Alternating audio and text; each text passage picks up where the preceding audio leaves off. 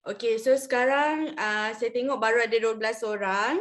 So anda boleh sharekan link live pada malam ini kepada keluarga dan kenalan anda. Kalau boleh sharekan seramai yang mungkin. Mana tahu share yang paling banyak kita boleh bagi hadiah pada malam ini.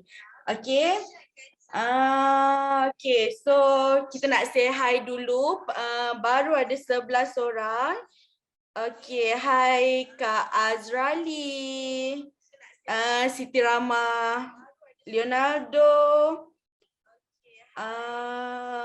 Kak Norma, Kenang, Syazwani Ismail, Rose Rosa, Zul Suhairi, Kihani, Sulaiman Nasri, Ustaz Zalizain, Nazam. Okay, hai semua. Hai Kak Eli. Waalaikumsalam. Okay, so jangan lupa untuk sharekan video ini kepada seramai yang mungkin. Mana tahu anda berpeluang untuk membawa pulang hadiah istimewa daripada Maxima. So, tanpa kita membuang masa lagi, okay, dah ready tak? Kita nak dengar satu topik yang sangat menarik bagi saya, iaitu kurus atau sihat. Pasti ramai nak tahu kan? Nak kurus ke nak sihat? Nak cantik ataupun nak sihat? Ke nak dua-dua? Betul tak? Okay. So, tak nak membuang masa lagi, kita panggil Profesor Madya Dr. Harish Kumar. Dok.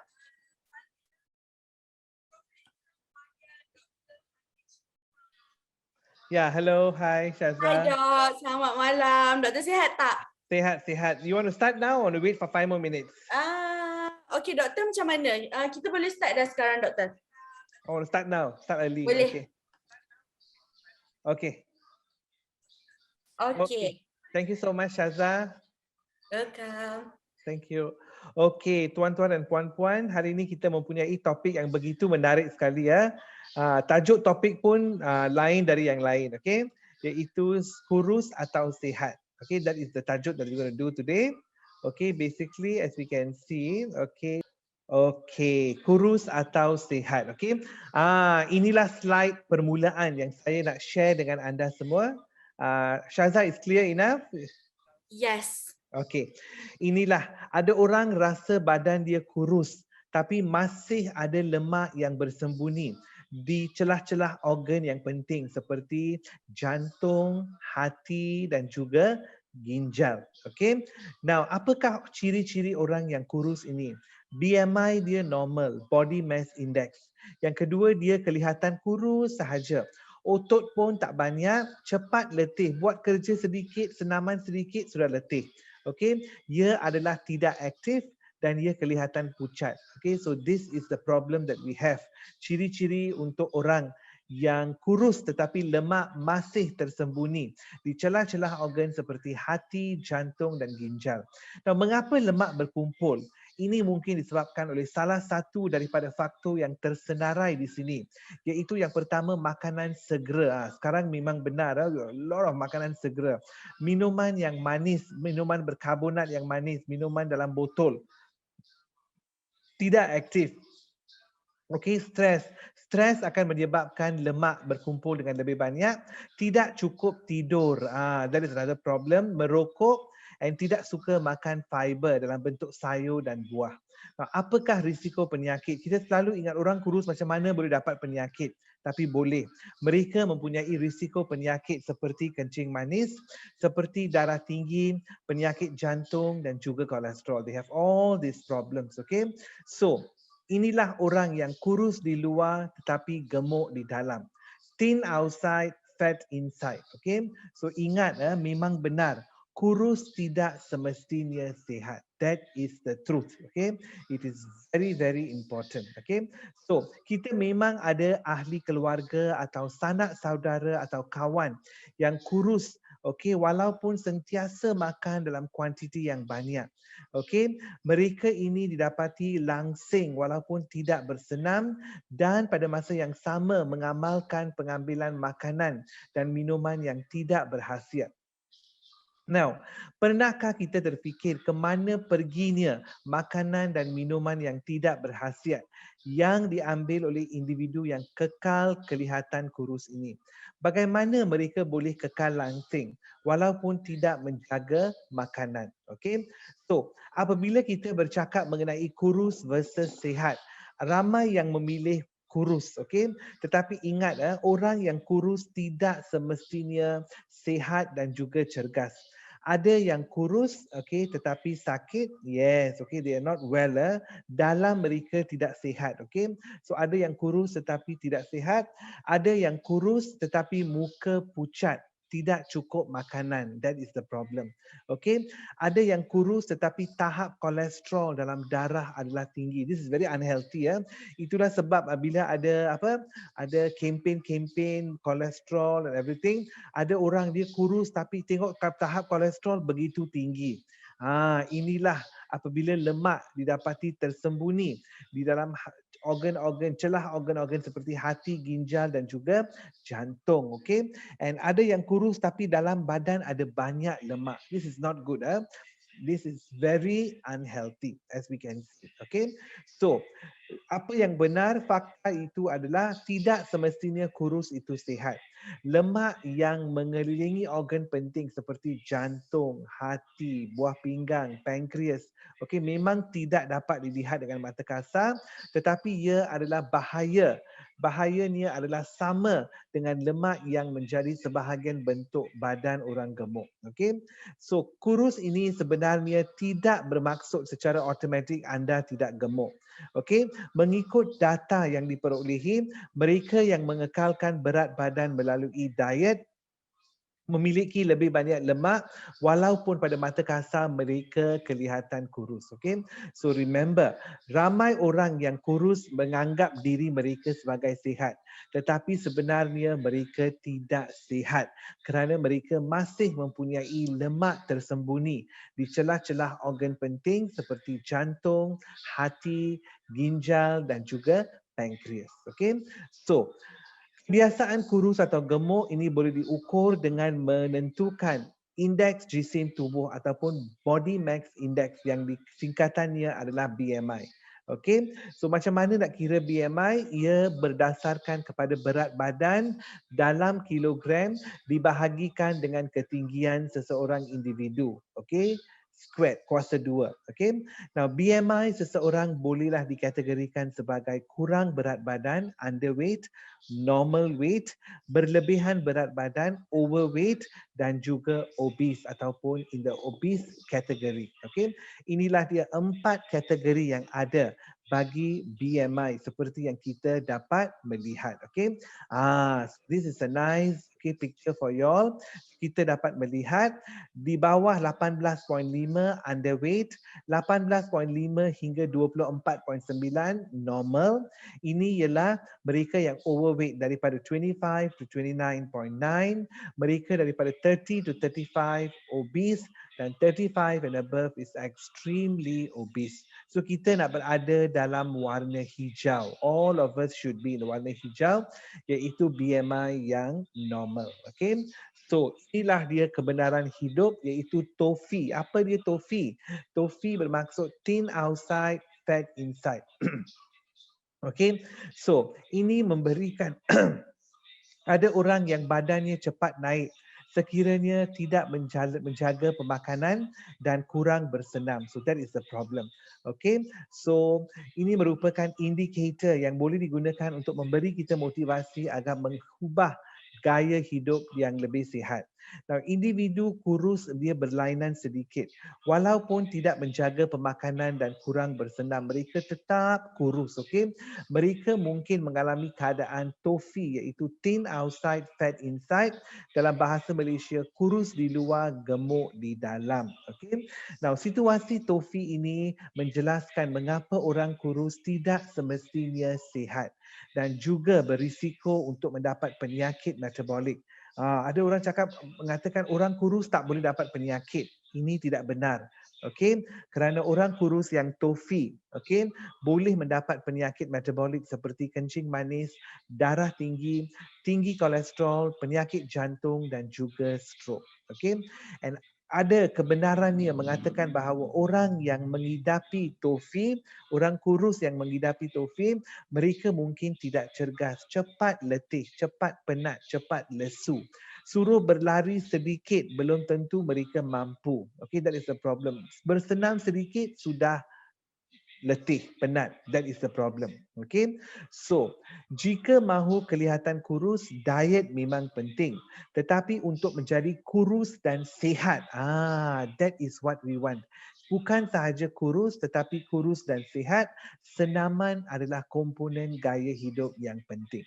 So it's very important we must have exercise, okay, to become thin at the same time as healthy. Okay. Inilah dia tofi seperti yang kita dapat melihat, thin outside and fat inside, iaitu tofi. And biasanya mereka yang ada tofi ini sukar dikesan daripada segerana dari segi luaran, aspek fizikal mereka nampak sihat. Okay, so mereka juga mempunyai BMI yang normal di antara 18.5 hingga 24.9. Okay, and akibat pemakanan yang tidak sihat dan kurang bersenam, lemak-lemak mereka tersembunyi bersama organ penting yang baru saya bercakap tadi, jantung, ginjal, jantung, ginjal, hati dan juga pankreas. Okay, lemak degil ini dipanggil sebagai lemak visceral seperti yang kita dapat melihat. Okay, so mereka mendapati bahawa orang yang tofi ini biasanya banyak makan makanan berlemak, makanan bergula, tidak bersenam, tetapi jumlah pemakanan itu tidak cukup banyak untuk membuat mereka gemuk dari segi penampilan. Mereka tetap kurus, but mereka di dalamnya they are not healthy, tidak sihat. Okay, now lemak visceral ini biasanya tidak boleh dirasa atau dilihat, and biasanya orang yang kurus biasanya mungkin mempunyai banyak lemak visceral yang boleh membahayakan kesihatan.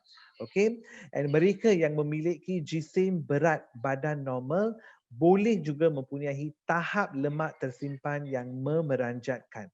Hanya peralatan yang canggih dan sophisticated seperti MRI membolehkan doktor mengetahui komposisi tubuh. Seterusnya dapat mengetahui berapa banyak lemak yang ada di dalam tubuh. So the fat content of the body is very, very important. Okay, kita dapat melihat this is the problem, lemak visceral boleh menjadi 20%, lemak visceral boleh sampai menjadi 40%, di mana lemak ini terkumpul di celah organ-organ yang penting. Okay, now, ada tak lemak visceral ini berbahaya? Yes, okay. Memang lemak mempunyai fungsi dalam badan manusia, tetapi lemak yang berlebihan boleh memudaratkan tubuh badan. Okey, jika dibandingkan dengan lemak di bawah kulit, lemak visceral boleh meningkatkan risiko untuk masalah perubatan yang serius. Contoh-contoh penyakit jantung, Alzheimer, diabetes type 2, stroke, kolesterol tertinggi, semua ini dikaitkan dengan lemak visceral. Okey, para penyelidik mengesyaki bahawa lemak visceral menghasilkan lebih banyak protein tertentu yang boleh merosakkan tisu dan organ badan anda dan menyempitkan saluran darah anda. Another problem, okay? So this will cause blood pressure to increase, tekanan darah bertambah dan boleh menyebabkan masalah yang lain, okay? So lihat, ini adalah satu gambar yang Ana pernah melihat, iaitu ahli sukan, atlet sukan Gusti Sumo. Okey, sekali lihat kita mendapati bahawa atlet sumo ini mempunyai badan besar atau lebih tepat lagi mereka obes. Tetapi apa dibuat, seorang sekumpulan penyelidik daripada Imperial College telah melakukan kajian terhadap komposisi lemak para atlet sumo dengan meletakkan mereka di bawah pengimbas MRI. Okay, so apa mereka dapati? Yes, okay, mereka walaupun mereka mempunyai BMI yang begitu tinggi 56, tetapi dan mengambil kalori sampai 5,000 kalori sehari makanan, okay, mereka mempunyai kurang lapisan lemak dalam organ dalaman. Very, very strange.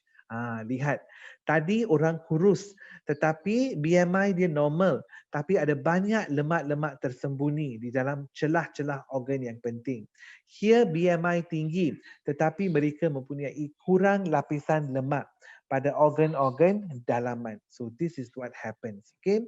So selain daripada itu, apabila diselidik dengan lebih mendalam, ahli sukan gusti, sumo mempunyai kolesterol yang rendah. Mereka mempunyai daya tahan insulin yang rendah, lemak pun rendah dalam darah mereka.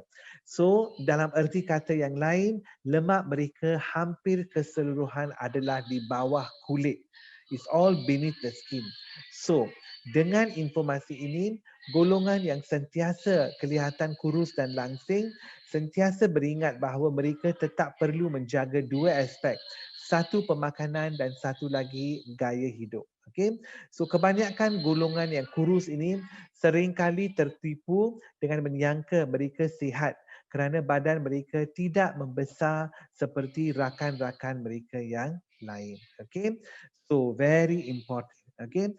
Jika anda nak mengurangkan berat badan anda dan nak bentuk badan yang lebih menarik, banyak cara boleh dilakukan. Okey, tetapi anda perlu bersenam, mengubah gaya hidup dan committed untuk mencapai tubuh yang lebih langsing. Okey, so anda perlu melakukan penjagaan berat badan dengan menyingkirkan tabiat harian yang tidak sihat dan mengubah gaya hidup yang sihat. Okey, apakah cara-cara untuk mendapatkan badan yang kurus tetapi sihat? Bukan badan yang kurus tetapi kelihatan sihat. Dari luar sihat tapi dari dalam nampak dia tidak sihat. So what is the way to become thin but in a healthy manner dalam keadaan yang sihat? Number one, very true, kawal saiz hidangan makanan. Kurangkan kalori yang baik mana boleh. So this is very important. Anda boleh amalkan diet suku-suku separuh. So this is what we have. Okay, diet suku-suku separuh iaitu apa yang anda perlu buat ialah dalam makanan anda separuh daripada pinggan anda ialah makanan karbohidrat, separuh 25% makanan karbohidrat, 25% lagi adalah makanan protein, mungkin kacang, taufu, tempeh ataupun ikan, dan 50% lagi buah-buahan dan sayur-sayuran. So this is amalkan diet suku-suku separuh. Okay? Yes, makan ikut waktu. Melangkah waktu makan bukan cara yang nak kurus yang terbaik. So ini hanya akan mengurangkan metabolisme badan dan anda akan makan dengan lebih banyak. So please eat on time. Kalau boleh, makan pada waktu yang sama setiap hari. Tolong yang ketiga bersarapan. Ada orang yang tidak mengambil sarapan apabila makan tengah hari mereka sangat lapar dan makan secara berlebihan. So that is wrong. Okay, sarapan ialah makanan yang paling penting apabila kita memulakan hari kita. Gabungan protein dan karbohidrat berserat tinggi adalah yang paling baik untuk membuatkan anda kenyang dengan lebih lama. Very important. Okay, kuantiti tidur, mestilah secukupnya, very important. And individu yang tidur kurang daripada 8 jam biasanya dikaitkan dengan nilai BMI yang tinggi. Why? Kerana hormon mengawal selera makan akan terganggu. So please don't get yourself deprived of sleep. Tidur dengan secukupnya, 6 hingga 8 jam secara berterusan bagi seorang dewasa yang sihat. Okay, fokus apabila anda sedang makan, fokus kepada makanan anda. Jangan makan apabila menonton televisyen, melihat laptop anda atau melihat handphone anda. Kerana ini anda tidak fokus pada makanan anda. Very, very important. Okay, makanan yang sesuai. Selepas melakukan aktiviti fizikal, okay, ini tidak bermaksud anda boleh hantam semua makanan. You cannot do that. Anda haruslah memakan makanan yang sihat dan seimbang supaya berat badan anda adalah terkawal. Okay. Yang seterusnya, buat catatan, ada notebook. Apa yang perlu dilakukan, sudah dilakukan supaya anda memastikan berada di dalam landasan yang betul. Walaupun anda hanya berjaya mengurangkan berat badan sebanyak 0.5 kilogram, catatkannya. Very important. Okay? Tetapkan tarikh bila anda nak mula mengubah gaya hidup dan pemakanan anda. Bila? Okey, ada orang dia mula makan, dia selalu bila datang dia postpone. Dia selalu menangguhkan hari dia nak mulakan gaya hidup yang sihat. Dia cakap okeylah minggu ini, okeylah minggu lepas. Minggu lepas cakap bulan depan. Dia keep on menangguhkan. You cannot do that. Okay? Tetapkan tarikh dan mulakan gaya hidup dan makanan yang sihat. Okay? Minum teh hijau yang ada catechin, antioksidan, dia boleh mengurangkan keradangan badan dan menetralkan radikal bebas. Okay? Tambahkan protein. Yes, protein is more important dalam hidangan berbanding karbohidrat. Okay, boleh meningkatkan jisim otot tanpa lemak. Okay, jisim otot tanpa lemak. Okay, the next one, yes, buah dan sayuran. Take a lot of fruits and vegetables. Why? Because dia kaya dengan fiber, okay, mineral, vitamin, rendah kalori dan membuatkan anda berasa kenyang. So that is a good thing. Okay, anda tidak boleh menjadi gemuk dengan memakan sayur dan buah. This is very, very healthy. Okay, intermittent fasting iaitu berpuasa dari masa ke semasa. Okay, very good cara untuk mengawal berat badan. Gula tambahan, okay, gula yang diproses dikurangkan. Soda, kek, pastry, and kurangkan makanan yang diproses seperti makanan sejuk beku, makanan dalam tin kerana mereka semua mengandungi banyak garam, gula, bahan pengawet serta pewarna tiruan yang tinggi. So please reduce all processed food and please kurangkan gula tambahan dalam makanan. Okay. Kalau boleh, elakkan makanan ringan, keripik kentang, burger, pizza, all of this boleh menaikkan berat badan. And seperti yang saya sudah katakan pada taklimat yang dulu, ini adalah makanan segera yang haruslah dikurangkan. Okay, untuk mengurangkan lemak dalam badan. Minum air, very important. 8 hingga 10 gelas air putih setiap hari. Okay, supaya badan sentiasa dalam keadaan terhidrat. Very important. Pengambilan probiotik. Yes, mana boleh ambil bakteria yang baik untuk usus kita, untuk membantu pencernaan, mengurangkan risiko obesiti dan kecacatan metabolik. Okay? Yes, makan secara perlahan, very important. Jangan tergesa-gesa, terburu-buru apabila makan. Makan kunyah dengan perlahan-lahan supaya anda dapat menikmati rasa hidangan anda. Very important. Okay?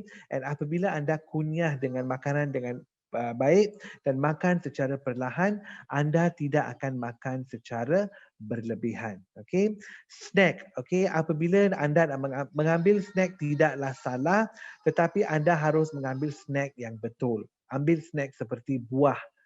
That is a good snack. Okay, very important. Kurangkan gula tambahan dalam snack. Okay, yes, waktu makan malam sebelum pukul 7 ialah cara yang baik untuk kurus secara sihat. Why? Supaya memberikan masa kepada badan 2 hingga 3 jam untuk mencernakan makanan. Okay? And saya sudah kata banyak kali, tidur 3 jam sebelum, okay, anda harus makan 3 jam sebelum anda tidur, sekurang-kurangnya. Okay? So, very important. Ada orang dia makan lambat pukul 9, 10, tidur pukul 11. Cannot. Anda mesti makan 3 jam sebelum anda tidur. Very important. Okay, kerana mereka yang tidak mengambil masa lapar, mengambil snack lewat malam, which is very bad. Ini akan menambahkan berat badan. Okay, pilihlah tangga kalau boleh. Ada lift, pilih tangga. Ini ialah satu bentuk senaman yang baik. Okay, and ini boleh mempercepatkan proses penurunan berat badan. Kurangkan stres. Anda harus kawal stres, bukan stres kawal anda. Okey, kerana stres boleh menambahkan Okey, boleh menambahkan berat badan. Okey, so melukis, dengar muzik, membaca, berbaring, all of this boleh mengurangkan stres. Okey, today tuan-tuan dan puan-puan, kita mempunyai produk revolusi bersama kita iaitu AFX. We have a very good product with us. Okey, supaya anda nak kelihatan kurus dengan cara yang baik. Okay, if you want to be a healthy person. Okay, anda mesti mendapat semua vitamin. Very important, kita mempunyai CMX yang ada dua bahan aktif, AFA dan juga goji berry. Goji berry mempunyai pelbagai jenis kebaikan, melindungi hati, menambah baikkan kejelasan mata, menguatkan sistem imun, menambah baikkan fungsi seksual dan peredaran darah, mengurangkan kolesterol, melindungi sel saraf, membantu atau menyokong migrasi sel stem, menambah baikkan tekanan darah dan paras gula darah, antioksidan dan anti-inflammatory yang sesuai. Okay? So, kalau ada orang yang makan AFA sahaja, so AFX sahaja, so mereka mempunyai produk AFX yang 100% mengandungi AFA. Okay, so very important, kedua-dua AFX dan CMX mengandungi AFA yang akan merangsangkan sumsum tulang kita supaya melepaskan sel stem yang akan masuk ke dalam peredaran darah. Remember, sumsum sel stem paling banyak dihasilkan pada sekitar umur 25 hingga 30 tahun. Selepas 30 tahun, kuantiti sel stem yang dihasilkan akan mula berkurangan. Okay, today we have dua produk AFX dan CMX yang telah dibuktikan dapat merangsangkan badan manusia menghasilkan dua jenis sel, iaitu sel stem dan sel NK, iaitu natural killer cell. Selain daripada itu, di dalam AFA, iaitu bahan aktif kedua-dua produk CMX dan AFX mempunyai 64 jenis nutrien yang termasuk vitamin, mineral, asid lemak perlu, asid amino, klorofil, enzim dan sebagainya. Okey. Inilah beberapa bahan penting yang terdapat di dalam AFA. Now, one is phenylethylamine yang penting untuk depression, kemurungan, untuk penyakit-penyakit di mana kanak-kanak tidak dapat memberikan perhatian seperti ADD, attention deficit disorder, atau juga autism, ASD, autism spectrum disorder, dyslexia dan dyspraxia. Okey. Phycocyanin dapat mengurangkan keradangan dan seterusnya mengurangkan kesakitan dalam badan. Polysaccharide berita baik untuk pesakit kanser kerana ia akan merangsangkan badan menghasilkan natural killer cell yang akan keluar daripada darah masuk ke dalam tisu, cari sel kanser dan mengakibatkan sel kanser membunuh diri sendiri. Okay. L-selectin ligand akan membantu pembebasan sel stem daripada sumsum tulang. Selain daripada itu, di dalam AFA terdapat vitamin B12 yang penting untuk kesihatan sistem saraf dan pembentukan sel darah merah. Okay. Asid lemak perlu seperti omega 3 yang baik untuk otak dan jantung juga terdapat di dalam AFA. Enzim hidup terdapat dalam AFA dan kedua-dua jenis asid amino, iaitu asid amino jenis perlu dan tak perlu. Kedua-duanya terdapat di dalam AFA. Okay, lihat dengan sendiri kandungan mineral, everything is there, daripada kalsium, magnesium, selenium, chromium, okay, zinc, everything is actually there in AFA.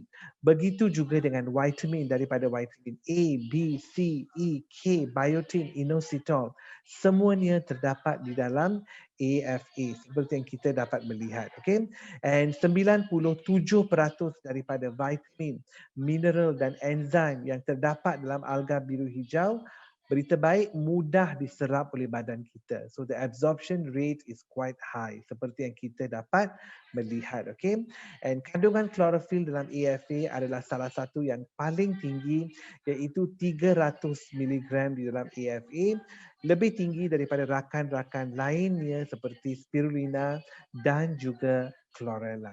Okay, dari mana Maxima mendapatkan AFA?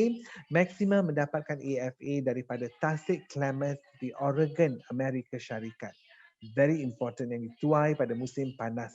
Menggunakan kaedah yang dipatenkan iaitu teknik Immumax untuk sampai kepada rumah anda. Okay, dalam bentuk AFX ataupun dalam bentuk CMX. Okay, dan dua bahan utama yang terdapat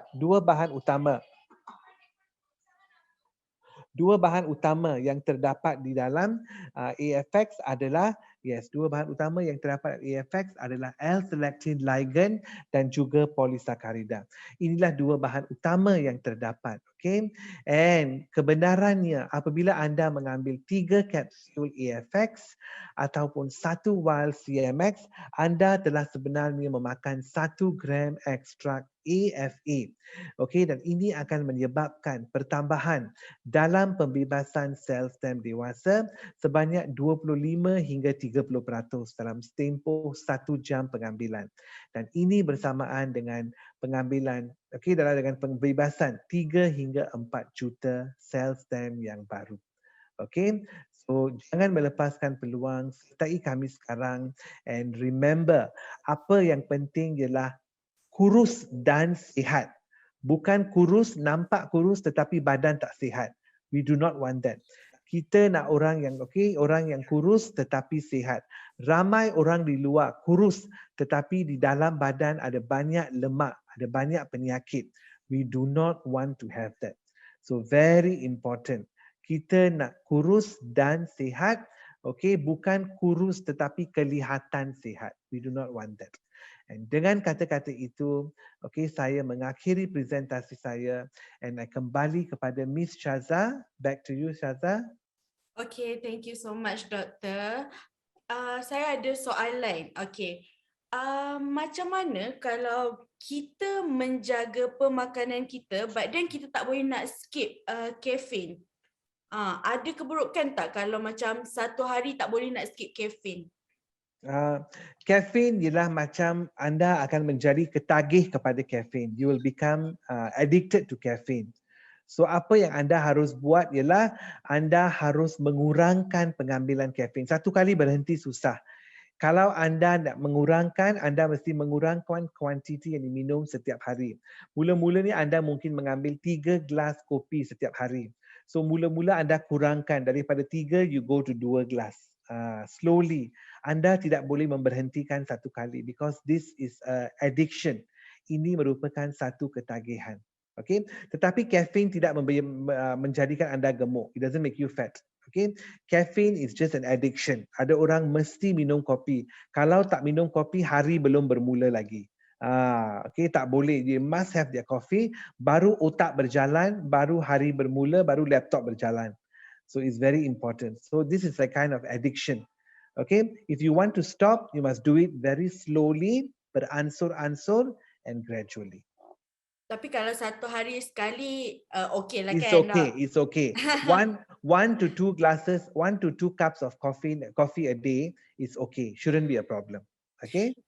Okay, so siapa-siapa yang jika anda ada sebarang soalan, boleh tinggalkan di ruangan komen. Doktor akan menjawab.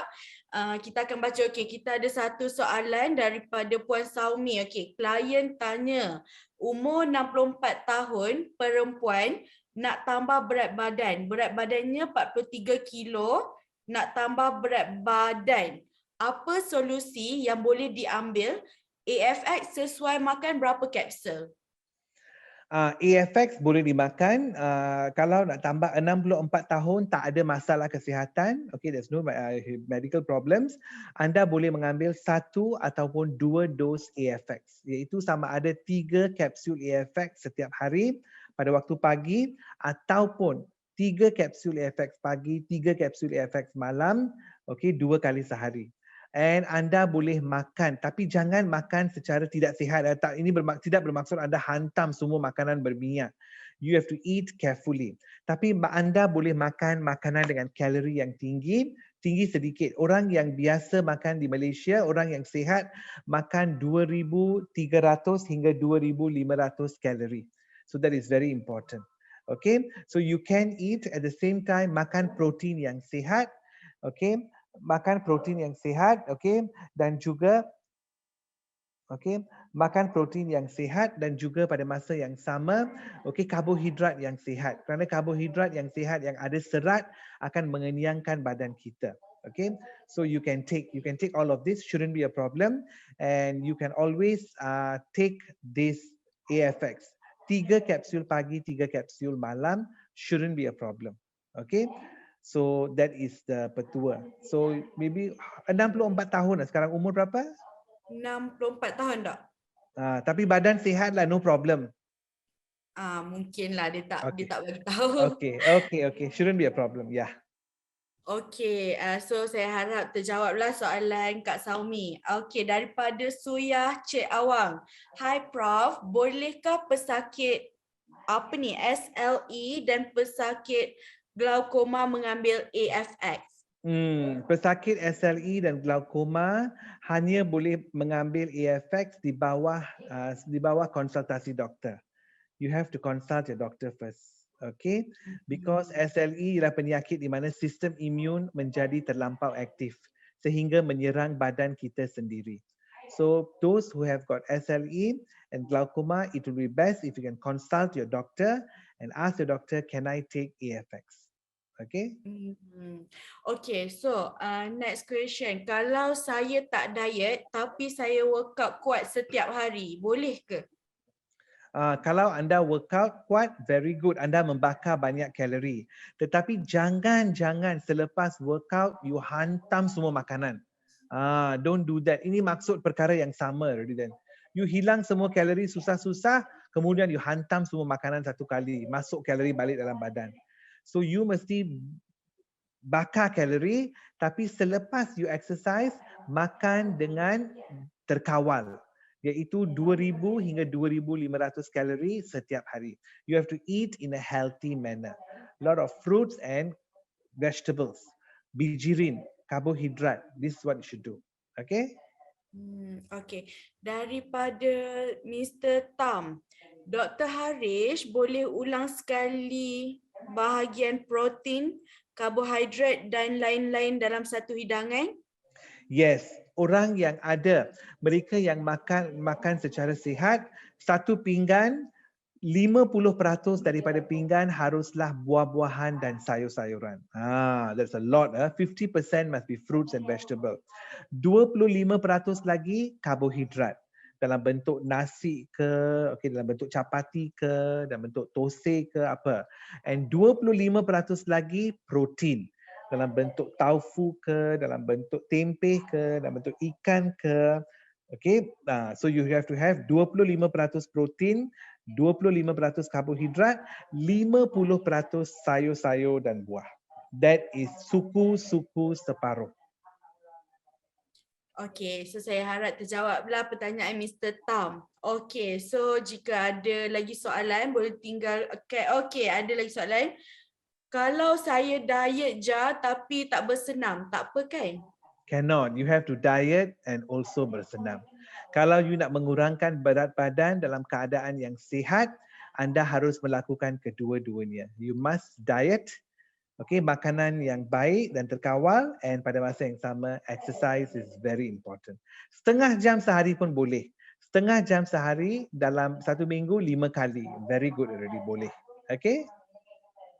Okay. Jadi nampaknya macam tak ada soalan.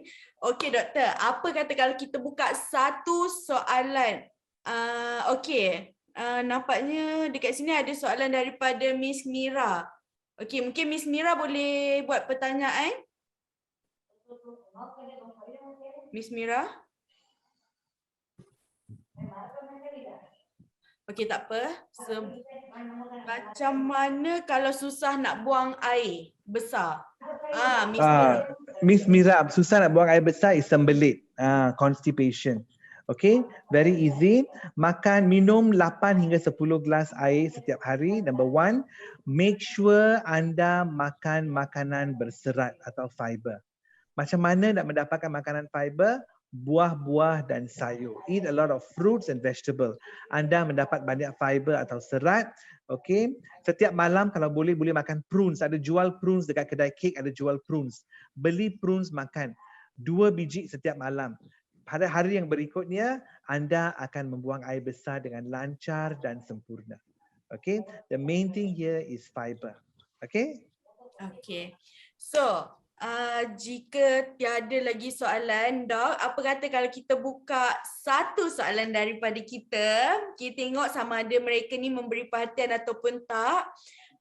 Doktor boleh bagi satu soalan dan kita tengok jawapan yang paling tepat, kita akan bagi hadiah pada malam ini. Okay, very important. Namakan 3 daripada organ di mana lemak-lemak biasanya tersembunyi pada badan seorang yang kurus yang tidak sihat. Dapat tak?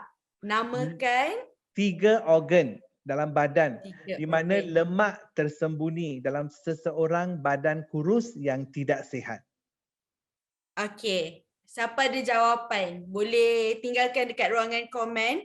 Kita akan pilih jawapan yang paling tepat untuk kita umumkan sebagai pemenang. Okey, nampaknya masih belum ada jawapan lagi ya.